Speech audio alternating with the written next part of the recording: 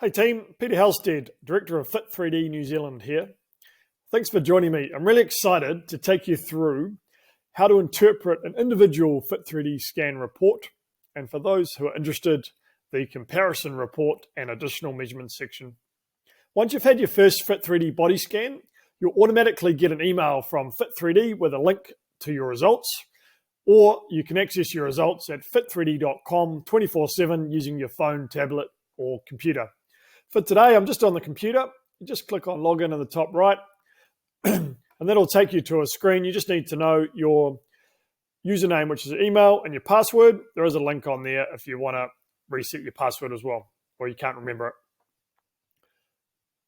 It'll automatically log you in to your wellness report. Now, this is your most recent wellness report from your most recent scan. If you've had multiple scans, just go to the top right corner and you can click on whatever report you like. If it's your first scan, keep in mind, everyone finds these 3D images really confronting. They're really blunt. And for some people, seeing that can really elicit change. The administrator or the company where you had your Fit3d body scan, they'll just have access to the outline of your body or the silhouette, not the actual 3D image themselves. If you're on a computer, the first thing that'll be highlighted will be the body shape rating. This is a score between 0 and 100. 100 or higher to closer to 100 indicates less health risk, and lower or closer to 0 indicates more risk. And this is based on the research they've done, looking at the shape, purely on the shape of someone's body and their risk of cardiovascular disease. And what they've found, if I just click on waist circumference for a tick, those with higher waist circumferences or more volume around their trunk and waist and less in their legs have increased risk of cardiovascular disease. Now, for some people, genetically, you're never going to have a waist circumference that's down here. So you're really just trying to aim to beat your own scan each time and get yourself closer to the green, knowing that some people genetically may never be in the green. And likewise, for the body shape rating score, some people may never end up getting near the green, but you're just trying to beat your own score each time.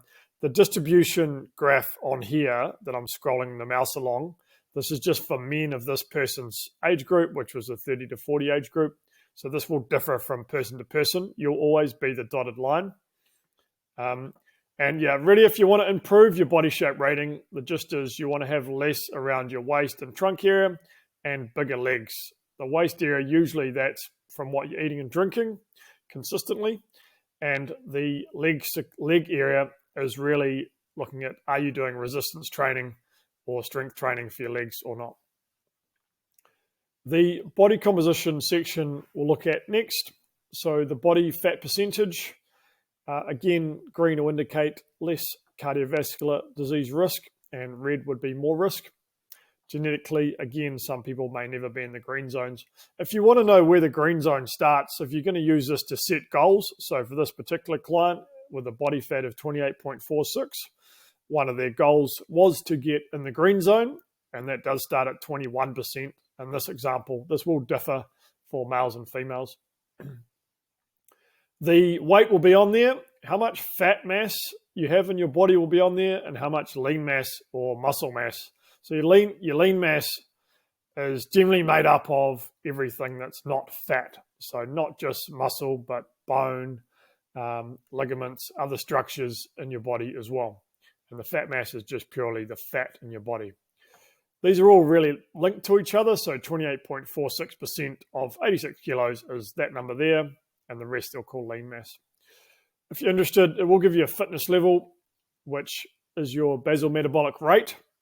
Some people use this in formulas to estimate what they want to eat and drink, or how much they want to eat and drink in a day. My word of warning on this would be it's only using your height, weight, age, and sex. So it is quite a simple formula, so it may not work for every ethnicity and body shape. Other things, going back to the original view, it'll give you a waist to hip ratio, which is just another way to look at the shape of your body. Generally with those who have less around the waist and more on their hips, that kind of more that pear-shaped body, they'll have less cardiovascular disease risk. The trunk to leg volume ratio, it's a nice metric for health. Again, those in the green, less health risk. Those in the red, more risk. Again, if you want to improve that number, bulking up the legs and having less around your trunk region will improve that. We've found it's quite a nice number for sport performance as well. For most running-related team sports, you're going to want to have, well, lower trunk to leg volume ratios, which would indicate that you've got more power in the legs and you're lugging less around up top. As we scroll down, the posture report. Now, what happens with the posture report? It takes a lot longer to process, so most of you won't get your posture reports immediately. They'll generally come through within kind of 15 minutes to 24 hours, but can occasionally take 2 days. When you do eventually receive your report, you'll get a separate email, and then the report will get added to your main platform like it is here. You'll see a front, side, and back view. Now, I'll create a separate video going into detail about the posture with some tips on what you can do in terms of stretching and strengthening and lifestyle setup. However, just so you're aware, what this example is showing right now, it'll show the shift. So the front view, it's just showing that this person's head was 1.7 centimeters just shifted to the left. So their head's slightly over to the left when they stood there compared to the plumb line, which is in the center. And the tilt is kind of how much are they tilting their head to the left. And for each of these metrics, shoulder, underbust, hips and knees, that's how it works. The front view, you'll notice, will directly match the numbers in the back view. The side-on view is really interesting. It's one that I personally use the most when I'm looking at educating clients in terms of that head forward posture or shoulders rounded posture. This particular example in front of me, 6.2 centimeters forward, 0 being the optimal. So just showing that his head protrudes or sticks forward too much. Now, if you have that combination and shoulders forward too much, so anything that's more than about 3 or 4 centimeters forward, I'd say is too much, then longer term, this client's likely to get more neck and back pain, possible headaches and arm pain or referred pain. The hip circumference, if you see that being kind of more than 4 or 5 centimeters forward, then potentially that client may end up getting more lower back pain.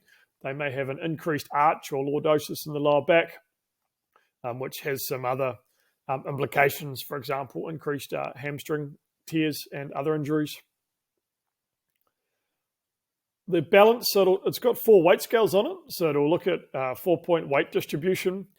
This particular example, it just showed that slightly more of the weight is on the left compared to the right, but not too much in it. This is really handy, a reminder if you're someone who stands a bit at work or for your sport, to not always kind of hitch on one hip or weight bear on one hip. Over time, that can lead to hip, knee, or back pain. The most common scenario I see is probably 95% or more of people stand more on their heels. It's also quite handy for education around like squats and deadlift and 2-leg exercises, just as a reminder to weight bear through both legs. So in this example, if this person was doing squats, I'd be encouraging them to push through their right leg as much as their left. The measurements, so on the left is just a guide of exactly where the measurements are taken. So this is where it's really important that every scan you have, you wear minimal clothing. For women, tight underwear or G-string and a sports bra or bra, and for men, tight underwear. Any loose clothing or boxer shorts are a complete waste of time. And if you wore something like boxer shorts one time and tight underwear the next, then your results for the thigh circumference and many of your metrics would not be reliable. On the right, it'll show you your measurements down to the nearest millimeter. The main ones I'll look at for health is just simple waist and hip slices. However, it will do comparisons, kind of left versus right. So the thighs, in this particular example, his right thigh was 1 centimeter bigger than the left. And commonly I'll see this. I think if it's just a one-off scan, I wouldn't worry too much about the differences left versus right unless you've had a recent surgery or injury. But over time, you look for patterns comparing left versus right. Now, that's the main data platform. You can yourself, if you click on the top left, you can go to scan history. And within scan history, it'll have all your images. So if you've just had one scan, one image will appear. If you click on the image, there'll be an option on the right of the screen to download your OBJ or your GIF. Now, you might want to download an OBJ if you wanted to print off a 3D model of yourself. So you can actually print off a 3D model if you have access to a 3D printer, or you could simply use your OBJ in terms of a computer program. So some people have downloaded computer programs and they've turned their 3D image into someone doing dancing and flips. They've added capes and things like that. So there's plenty of possibilities, if you like, outside of body composition. Or you could download the GIF, which some people might just send via things like Facebook Messenger. While I've shown you this section, you can download measurements. So if you want to download a whole lot of extra measurements, you just click on this, and you need Excel for this feature. And what will happen when you download the measurements, it'll just come up, if you've only had one scan, it'll come up with the date on the left and a whole lot of metrics. I've just highlighted a couple that I think are quite useful. So one thing it comes up with, it'll have like your waist circumference on here, which is highlighted on there. You also get that on your main data platform. But some people might want to correlate that waist circumference with something like torso volume. So as we can see here, and I guess what you're looking for there for health is generally you want people to have less torso volume and less waist circumference. So there are two things you could track over time. And if they're going down for your health, it's most likely a really good thing. Just scrolling back over to the left, for those doing lower leg rehab, you might find that the 2 inches above the kneecap measurement is quite handy, and it can look at left versus right.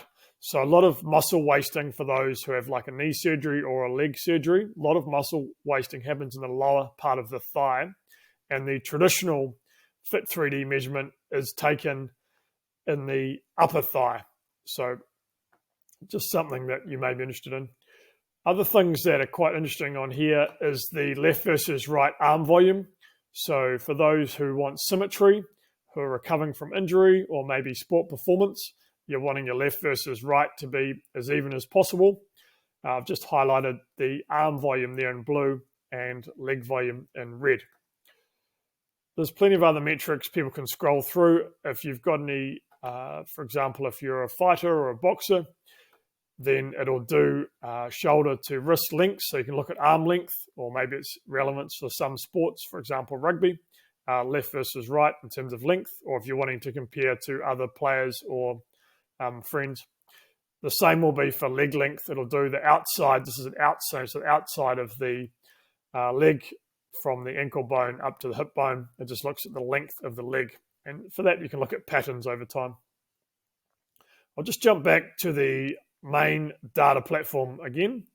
So if I go back to original results, then there will be an option on the left. If you've had multiple scans, you can click on comparison. So if you click on the comparison, it'll automatically bring your first scan you ever had against your most recent scan. So you can rotate these in all directions, which I think is quite cool. I mean, visually, you'll see this person's lost quite a bit from around their stomach region between the first two scans, but then if I put their most recent scan up on the screen, you'll see the comparison, especially around the stomach region here, is quite a lot less in the 2 years that this person was working on their body. On the top right, it'll do baseline, current, and the difference. Body shape rating is highlighted as the first metric. You can also look at measurements. So again, you can spin images around. The top right will do baseline, current, and the difference. But also you can just click on the words and it will isolate a graph, and you can bring it up into the middle of the screen. That will keep tracking results forever, no matter what Fit3d scan machine you use. So it's quite cool. It'll track, it'll keep on going. Other things you can look at arms, legs. So you just need to toggle through those. And again, you can isolate things if you want to look at your two thigh muscles side by side. You'll see in this person's example that every time their right thigh has been slightly bigger than their left. It'll do posture comparisons. Again, if you've just had your second scan, it'll take a while for that posture report to process. However, it will do a baseline on the left, current, and the difference. What you're looking at here is, I guess, closer to 0 is better. Blue being the first example, black being the most recent. You'll actually see his posture report in the first scan compared to the most recent scan. His posture report's actually worse.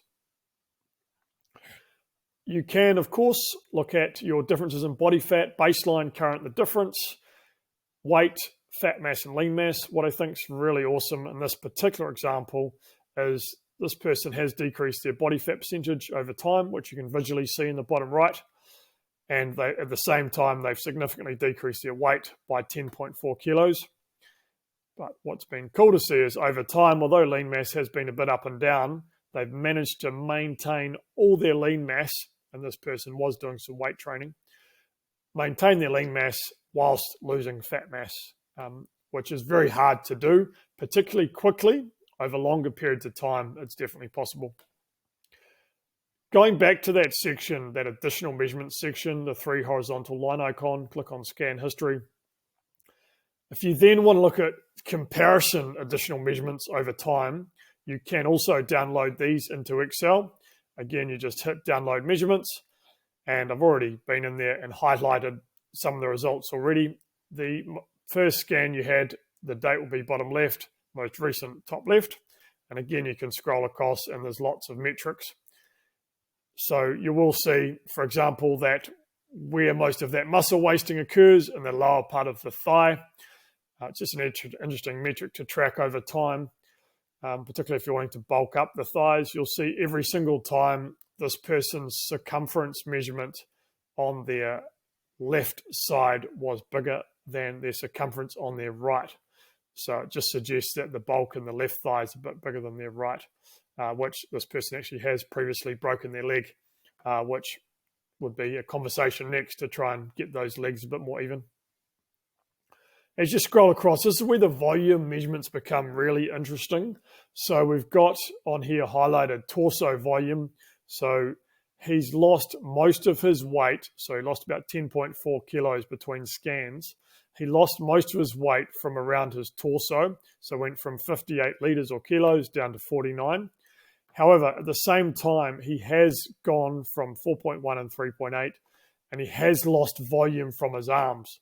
So for this person, once he's comfortable and satisfied with how much fat he's lost, then he'd be trying to bulk up the arms and the legs, which if you're looking at long-term goals, once you've shredded the body fat, then that's sort of another goal people can work on in terms of developing arms and legs.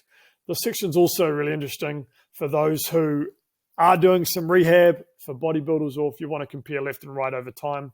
The same goes for the legs. He was at 9.1 and 9 and did decrease volume from his legs as well as the arms on top of the torso. So really longer term, you'd want to see, in terms of a maintenance program, can you maintain the volume in your arms and legs or possibly grow them? And can you not grow the torso volume? So that's just from a health point of view. And of course, it has the other metrics on there as well.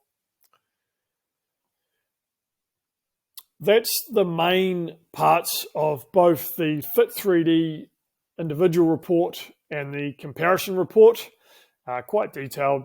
If anyone does have any more questions about reporting or their results, feel free to ever flick me an email, peter@healthandfitnesstesting.nz.